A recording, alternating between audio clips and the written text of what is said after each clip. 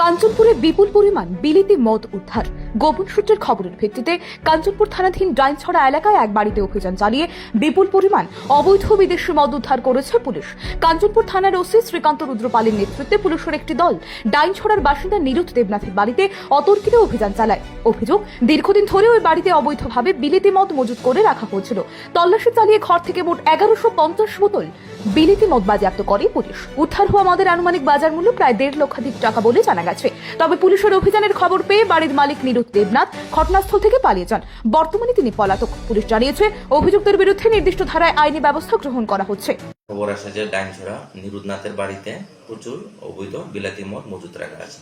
তখন আমি এবং আমার পিএসের অফিসাররা তার বাড়িতে অভিযান চালাই এবং অভিযান চালিয়ে আমরা 636 বোতল কিংফিশার এবং 514 বোতল পোল্ট্রি মদ বিলাতি মদ আমরা উদ্ধার করি।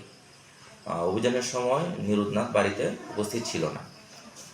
টোটাল 1150 বোতল বিলাতি মদ আমরা সিজ করি, যার বাজার মূল্য হবে প্রায় আনুমানিক 1.5 লক্ষ টাকা।